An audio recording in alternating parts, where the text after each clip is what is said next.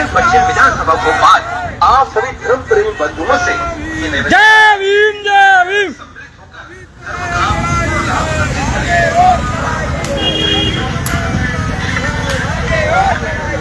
आराम से बोलो, आराम से चलो जाओ भैया, चला जाए। प्लास्टिक है वो, अरे ऊपर कपड़ा है।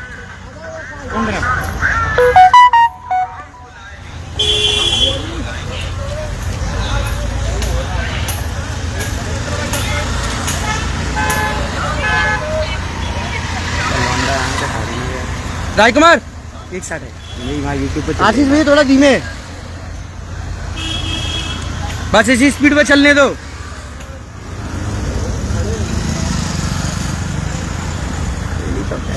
और धीमे भैया।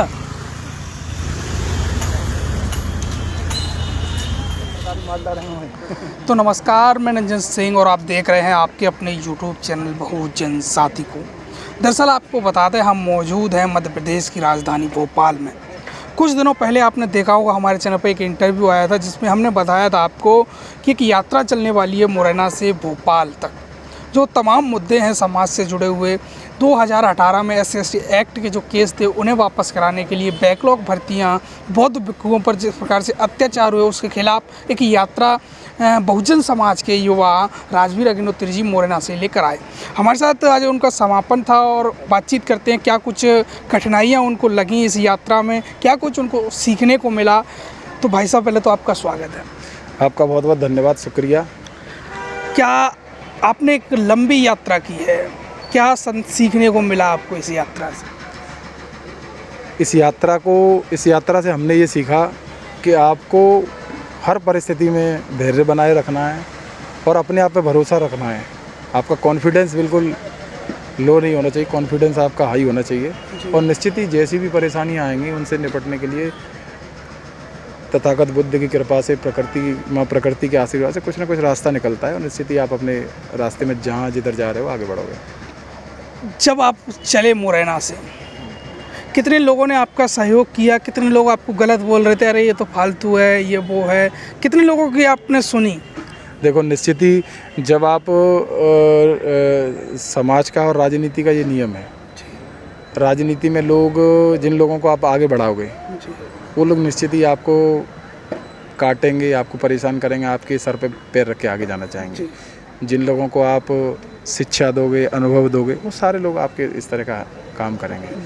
रही बात इसकी, तो मेरे साथ जो मेरे समर्थक थे, मुझे सपोर्ट करने वाले लोग थे, मैं उनका बहुत बहुत शुक्रिया अदा करता हूँ। उन लोगों ने जो कमिटमेंट किया, लोगों ने साथ दिया, तन से, मन से, धन से 24 घंटे उपलब्ध रहे। जब जिस चीज़ की, जिस व्यवस्था की, जिस समस्या की हमने बताया उसमें उन्होंने मदद की। और देखो, जो लोग परेशान हैरान करने वाले लोग तो ये हैं कि लोग सूरज को हमेशा आईना दिखाने का काम करते हैं, सूरज को रोशनी दिखाने का काम करते हैं। तो जो जिनका काम है वो करते हैं। और जो लोग नेगेटिव मानसिकता से काम करते हैं, जिन लोगों ने परेशान करने का प्रयास किया, मैं उनका भी धन्यवाद देता हूँ, उनको बहुत बहुत शुक्रिया अदा करता हूँ। कम से कम मेरे अंदर इतनी शक्ति तो आई कि मैं सारी चुनौतियों और समस्याओं से लड़ झगड़ के, संघर्ष करके यहाँ तक मैं आ गया। और ऐसे लोग वास्तव में आपको बहुत शक्ति देते हैं। जो आपके विरोधी होते हैं, आपके आलोचक होते हैं, आपका दुष्प्रचार करते हैं, आपके खिलाफ बोलते हैं, आपको रोकने की कोशिश करते हैं, ऐसे लोग आपको बहुत शक्ति प्रदान करते हैं। ऐसे लोग आपकी परीक्षा को कठिन जरूर करते हैं, लेकिन निश्चित ही आपको धैर्य देते हैं, आपको आत्मबल भी देते हैं और आपको आपके अंदर एक ऐसी चिंगारी पैदा करते हैं कि तुमको ये फिर करना है। जब इस तरह की चीज़ें होती हैं, स्थिति क्या लगता है सर, चंबल ग्वालियर में एक फिर अब जो आपकी मांगें नहीं मानी गई तो क्या कुछ करने वाले हैं? मांगें नहीं मानी गई तो भाजपा की सरकार है, इसके अलावा और भी तो राजनीतिक दल हैं जो इनको हरा सकते हैं। जो हरा सकता है उसका साथ देंगे। समाज के लोगों से आप अपील करोगे? बिल्कुल समाज के लोगों से अपील करेंगे। इस सरकार ने आपका निजीकरण करके नौकरियां ख़त्म कर दी, एट्रोसिटी बढ़ती जा रही हैं, थानों में आपकी कोई सुनता नहीं है, एट्रोसिटी एक्ट में कार्रवाई ढंग से नहीं होती, प्रोसिक्यूशन ढंग से नहीं होता, लोग बरी हो जाते हैं, दबाव में राजीनामा करा देते हैं लोग।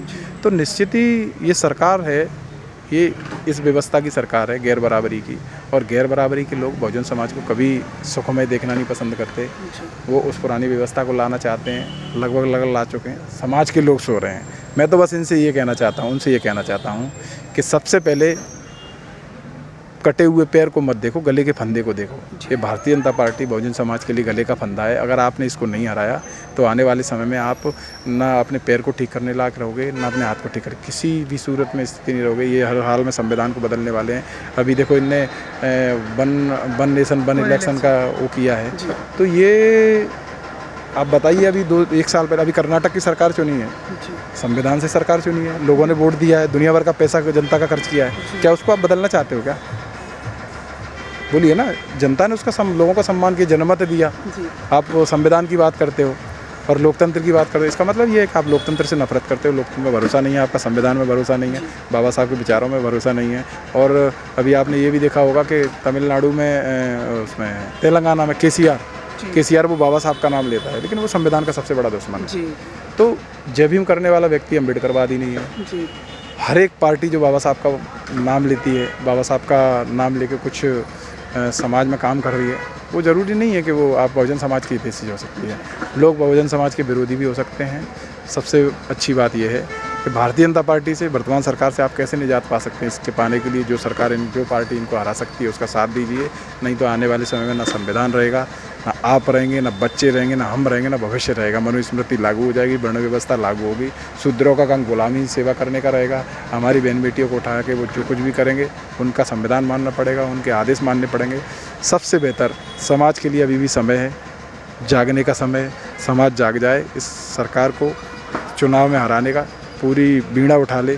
जो भी जीत सकता है, जो भी पार्टी, बहुत से राजनीतिक दल हैं, क्षेत्रीय स्तर पे आपको लगता है कि जीत सकता है, उस आदमी को वोट दीजिए। इसको हटाइए, इनको हटाइए। अगर ये देश से नहीं गए तो जो 70 सालों में बना है वो सब मिटने वाला है। बाबा साहब ने जो संविधान बनाया वो सब जाने वाला है। मनुस्मृति संविधान होगा। अभी नरेंद्र मोदी के विवेक देवराय जो आर्थिक सलाहकार परिषद के अध्यक्ष हैं, वो अप्रत्यक्ष रूप से कह रहे हैं। तो इसका मतलब ये है कि मोदी ने डायरेक्ट नहीं कहा, इनडायरेक्ट बोल दिया, अप्रत्यक्ष रूप से बोल दिया। वो मोदी के ही विचार हैं। वो तो इंडिया का नाम चेंज करने की बात कर रहे हैं। बिल्कुल करेंगे, सब करेंगे। इंडिया का नाम चेंज करेंगे, संविधान चेंज करेंगे। हम बराबरी में बैठते हैं, हमारी बैठने की व्यवस्था चेंज करेंगे। वो ज़मीन पे बैठने की व्यवस्था करेंगे। अभी हम अनाज खाते हैं, वो हमें गोबर खिलाने की व्यवस्था चेंज करेंगे। बिल्कुल करेंगे, क्यों नहीं करेंगे, सब करेंगे। तो देखिए, पूरे देश को बचाना है, संविधान को बचाना है, तो इस सरकार को उखाड़ फेंकना पड़ेगा। आपको इस सरकार का विरोध करना पड़ेगा, इस पार्टी का विरोध करना है। ना तो इसका पार्षद चुनना है, ना इसका एमएलए चुनना है, ना एमपी चुनना है। ठीक है। और समाज के लोग ये काम नहीं करेंगे, आने वाले समय में पछताएंगे, रोएंगे, अपने बच्चों को मरते देखेंगे और गुलामी का वही मंजर देखेंगे तो बहुत अफसोस होगा। 2023 का चुनाव है मध्य प्रदेश में और 24 का भी चुनाव है, क्या कहना चाहोगे? 2018 में तो तुमने देख ही लिया, आपने देखा था जनता ने क्या किया। जनता ने तो इनको चुना ना, लेकिन सरकार किसने गिराई? भारतीय जनता पार्टी ने बनाई, विधायक खरीदे, सबको पता है। तो ये लोकतंत्र में भरोसा करते हैं क्या? ये लोग लोकतंत्र में बिल्कुल भरोसा नहीं करते। जब लोग लोकतंत्र में भरोसा नहीं करते तो इनको लाने से फ़ायदा क्या है? जो व्यक्ति लोकतंत्र में भरोसा नहीं करेगा वो व्यक्ति संविधान की बात नहीं करेगा, बाबा साहब की बात नहीं करेगा। जय भीम लगाने से कोई बाबा साहब अम्बेडकरवादी नहीं हो जाता। और देखिए, स्पष्ट बात ये है कि ये लोग संविधान लगभग हर बार संशोधन करते हैं। जैसे मैं एक बड़ा उदाहरण बता दूं, सेना का सेनाधिपति कौन होता है? राष्ट्रपति होता है। तीनों सेनाओं का सेनाध्यक्ष राष्ट्रपति होता है। इनने सीडीएस क्रिएट किया, असंवैधानिक है कि नहीं? भाई सीडीएस बनाने की ज़रूरत क्या है? संविधान में जब तीनों सेनाओं का सेनाधिपति राष्ट्रपति है तो सीडीएस आपने क्यों बनाया? सीडीएस इसलिए बनाया कि जो राष्ट्रपति है उसको जनता के लोग चुनते हैं, जनप्रतिनिधि चुनते हैं, जिनको जनता चुनती है वो उनको चुनते हैं। लेकिन इन्होंने क्या किया? सीडीएस इसलिए बनाया क्यों? ये अपने किसी व्यक्ति को, चाहते व्यक्ति को बैठा सकें, उस व्यक्ति को बैठा सकें जो संविधान के खिलाफ काम कर सके। सेना का बहुत सम्मान था, भरोसा था। सैनिकों के साथ ये क्या कर रहे हैं सबको पता है। कुल मिला के बात ये है, ना हिंदू के लिए अच्छा है, ना मुसलमान के लिए अच्छा है, ना दलितों के लिए अच्छा है, ना आदिवासियों के लिए अच्छा है, ना पिछड़ों के लिए अच्छा है, ना ब्राह्मणों के लिए अच्छा है, ना सवर्णों के लिए किसी के लिए अच्छा नहीं है। तलवार तलवार अगर चलेगी तो हाथ किसी का भी कटेगा, ना वो जाति पूछेगी ना धर्म पूछेगी। इसलिए ये सरकार समाज में नफरत फैला रही है, भेदभाव फैला रही है। हमें इससे बचना चाहिए, सबसे प्रेम मोहब्बत भाईचारे के साथ रहना चाहिए। अगर गलत हमारा भाई है हमें उससे लड़ना चाहिए, और अगर न्याय की बात हमारा कोई भी व्यक्ति करता है हमें उसका साथ देना चाहिए। जाति धर्मों की राजनीति नहीं करनी, जाति धर्मों के आधार पर नफरत नहीं करनी। और मेरा तो समाज के लोगों को यही संदेश है, सारी जातियों धर्मों के लोगों से मिल के रहिए, मिलजुल के रहिए, प्रेम से रहिए। अगर आपका भाई भी गलत काम करता है उसका विरोध करिए। अगर आपके प्लाट पर तुम्हारा भाई कब्जा करता है तो उससे लड़ना पड़ेगा, आपका हक का अधिकार खा रहा है। तो सीधी सी बात है, इन मुद्दों को लेकर हमने पदयात्रा शुरू की। सरकार हमारी मांग नहीं मानेगी, सरकार के विरोध में काम करेंगे। सीधी सी बात है, सरकार जो कर सकती है वो करे। सरकार ने कर ही दिया, बचा क्या है। अगर एक व्यक्ति को मारना अलग बात है, सरकार ने पूरी कौम को मार दिया। अगर एक व्यक्ति को, अगर सरकार मुझे मारती है तो उससे कोई फ़र्क नहीं पड़ता, लेकिन सरकार ने पूरी कौम को निपटा दिया।